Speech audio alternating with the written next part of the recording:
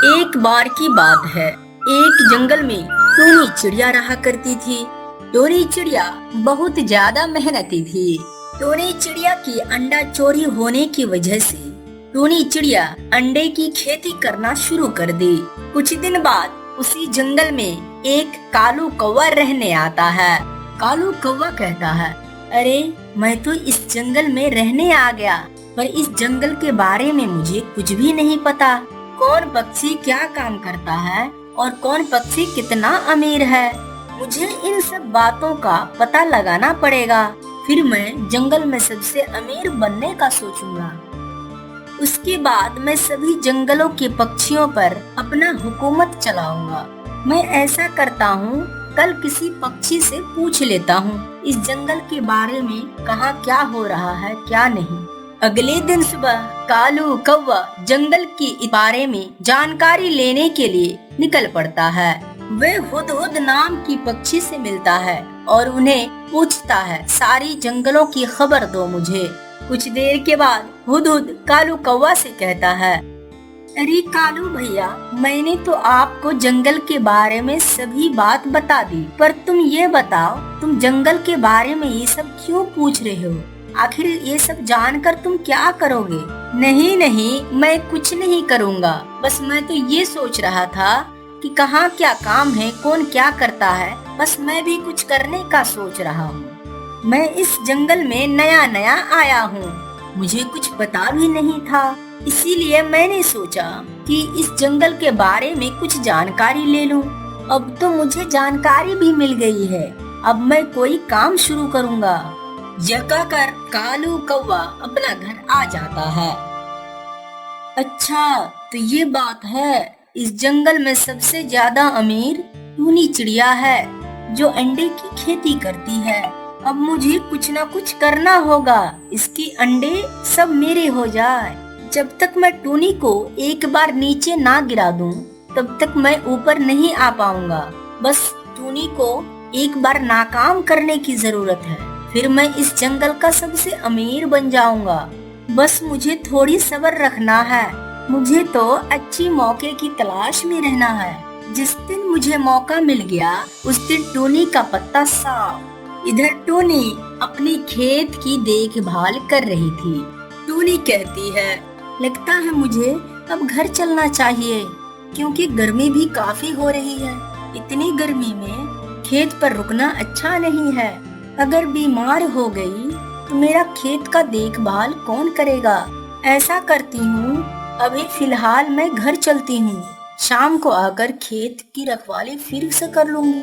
फिर टूनी चिड़िया घर आ जाती है और अगले ही दिन टूनी को बहुत तेज बुखार हो जाती है।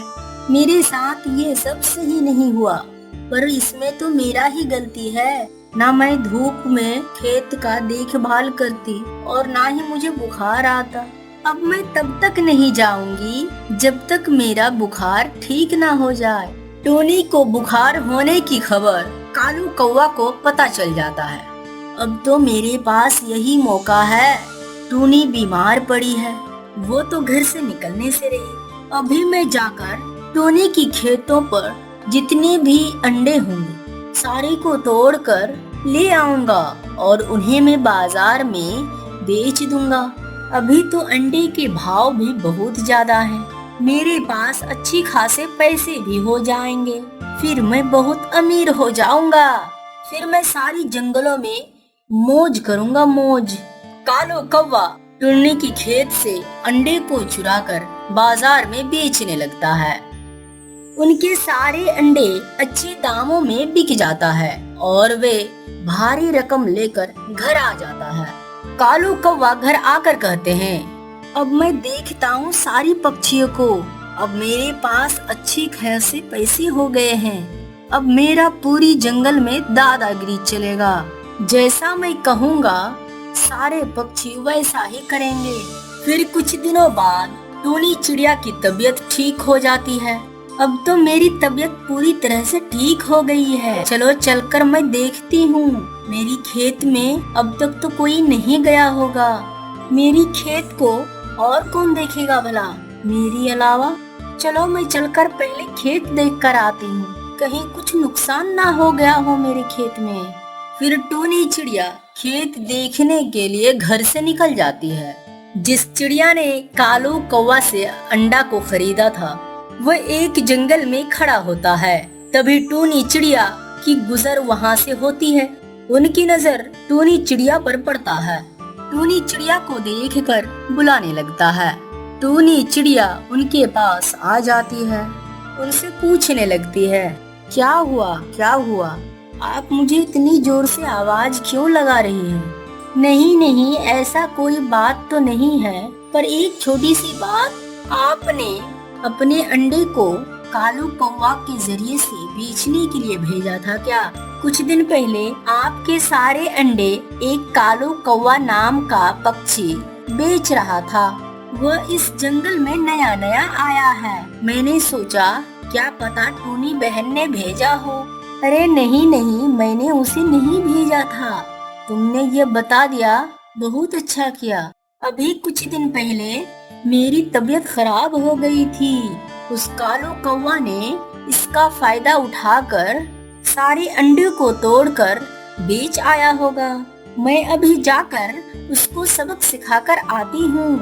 दूसरी तरफ कालू कौवा की दिमाग में कुछ और ही बातें चल रही थी। अभी तो मेरे पास बहुत सारे पैसे हैं, इसीलिए मैं सोचता हूँ इस छोटे से जंगल में किसी पक्षी को कुछ नहीं करता। यहाँ पर कुछ पक्षियों पर हुकूमत जमाने का कोई फायदा नहीं। मैं किसी बड़े जंगल में जाऊंगा।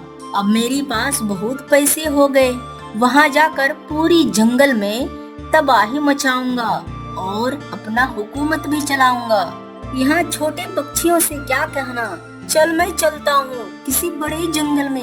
यह कहकर कालू कौवा जंगल छोड़कर चला जाता है। तभी थोड़ी देर बाद टूनी चिड़िया वहाँ आ जाती है।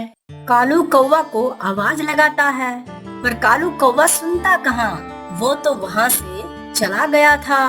फिर टूनी चिड़िया परेशान होकर घर आ जाती है। ये ऊपर वाला, ये क्या जुल्म है, काम करूं मैं खाए वो।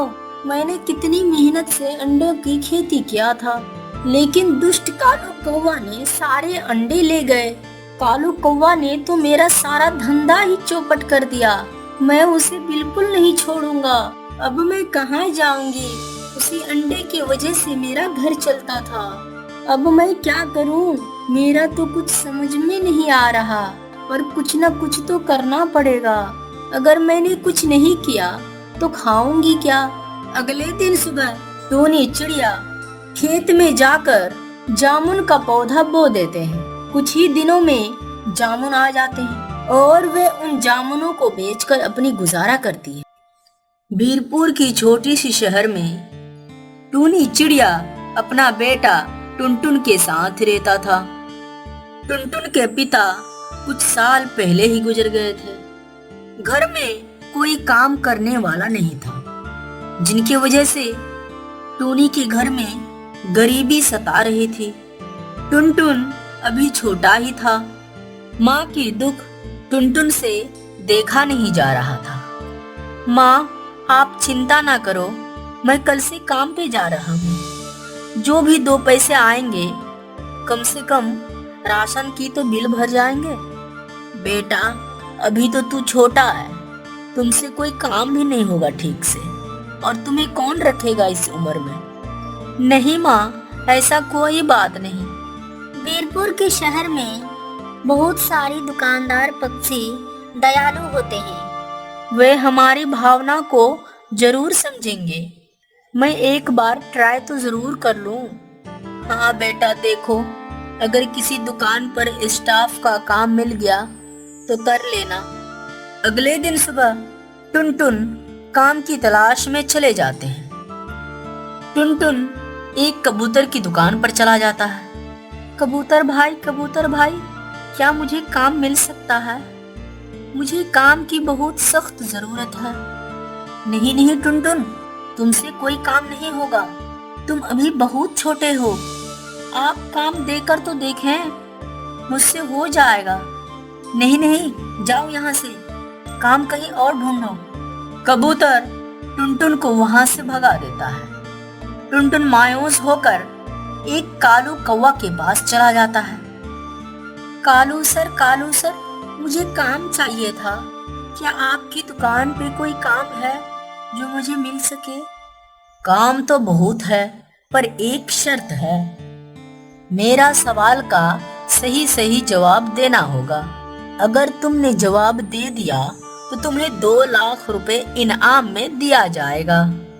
एक बात और, अगर तुम जवाब सही नहीं दे पाया तो मैं तुम्हें काम से निकाल दूंगा। ठीक है कालू सर, ठीक है। इसमें भी कुछ कंडीशन है। तुम्हें मेरा सवाल का 3 मर्तबा में जवाब देना है। अगर एक भी मर्तबा सही नहीं हुआ तो तुम फेल हो जाओगे। तो मेरा ये सवाल सुनो। कौवा उड़ता है आकाश में मगर रहता कहाँ? टुनटुन कालू कौवा का सवाल सुनकर अंदर ही अंदर बहुत खुश हो जाता है और वह मन ही मन कहने लगता है, अरे इतना आसान सवाल, इसका जवाब तो मैं चुटकी में दे दूं। कौवा उड़ता है आकाश में मगर रहता कहाँ? पेड़। कौवा पेड़ पर रहता है। गलत जवाब। अब तुम्हारे पास बस 2 ही ऑप्शन बचा है। इन दोनों ऑप्शन में अगर एक भी जवाब सही नहीं हुआ तो तुम हार जाओगे। कौवा अपने आशियाना में रहता है। फिर गलत जवाब। अब तुम्हारे पास बस एक ही ऑप्शन बचा है। सवाल को ध्यान से सुनो।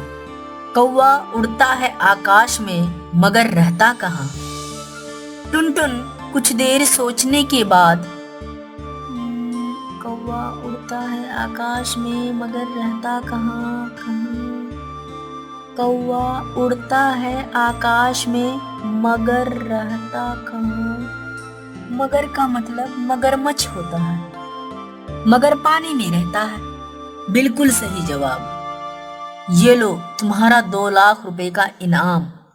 टुनटुन रुपया लेकर घर चले जाते हैं। टूनी रुपया देखकर बहुत ज्यादा चौंक जाती है। टूनी टुनटुन से रुपयों के बारे में पूछने लगता है।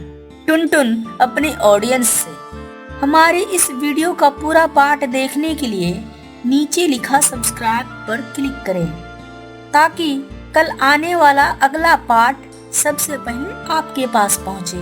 एक बहुत बड़ा घना जंगल था। उसी जंगल में एक घना और बहुत बड़ा पेड़ था। पास में एक छोटा पेड़ भी था जो बहुत दुबला पतला और कमजोर सा था। वही बड़ा पेड़ बहुत मजबूत था और ताकतवर भी था। वह बड़ा पेड़ छोटा पेड़ का हमेशा मजाक उड़ाता था और बीच बीच में उन्हें चिढ़ाता भी था।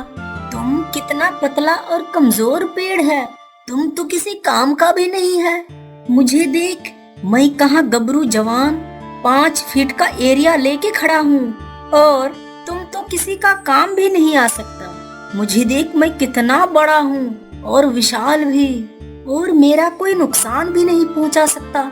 छोटा पेड़ बड़ा पेड़ का बात सुनकर चुप रहता है, पर कभी कभी छोटा पेड़ बड़ा पेड़ को समझाता है। तुम मोटा हो, बड़ा हो और शक्तिशाली भी। हाँ, तुम्हें कोई नुकसान नहीं पहुंचा सकता, लेकिन आपको इस बात का घमंड नहीं होना चाहिए। किसी भी बात का घमंड करना अच्छी बात नहीं है। फिर बड़ा पेड़ बोलता है, तू छोटा सा कमजोर पेड़ है, तुझ में कोई मजबूती नहीं है और कमजोर लोग फालतू बात करने में सबसे आगे होता है। बड़ा पेड़ की बातें सुनकर छोटा पेड़ निराश होकर शांत हो जाता है। फिर एक दिन आकाश में काला बादल छा जाता है और जोर जोर से बिजली चमकने लगती है। फिर साथ ही साथ हवा चलना शुरू हो जाता है। फिर बारिश भी शुरू हो जाती है। छोटा पेड़ तेज हवा की सहन नहीं कर पाती है और वे इधर उधर लचकने लगती है। पर छोटा पेड़ होने का एक फायदा जरूर था, उनमें घेराव कम था, जिनकी वजह से हवा की रुकावट बहुत कम मात्रा में होती थी। उसी जगह बड़ा पेड़ जहाँ बहुत दूर तक फैला हुआ था, वह हवा की विरोध में खड़ा था, जिनकी वजह से तेज हवा का झोंका बड़े पेड़ को नीचे गिरा देता है। छोटा पेड़ लचीला था, जिनकी वजह से वो नीचे गिरा नहीं। कुछ ही देर में तूफान ठहर जाता है। फिर पतला और लचीला पेड़ अपनी जगह पर आ जाता है। वह हंसते हुए कहता है, देखा, मैंने कहा था ना, कभी भी किसी को घमंड नहीं करना चाहिए। आप मुझे कमजोर कहकर मेरा मजाक उड़ाते थे, लेकिन आज मैं फिर से खड़ा हो गया हूँ। वहीं तुम अपनी मजबूती का घमंड करते थे, लेकिन आज तुम टूटकर जमीन पर गिर गए हो। फिर मोटा पेड़ बहुत निराश हुआ और वे छोटे पेड़ से कहने लगे, मुझे माफ कर दो, मैं अपनी ताकत और मोटाई और बड़ाई पर घमंड करने लगा था। आज मुझे समझ में आ गया, जो जैसा करता है वो वैसा ही पाता है।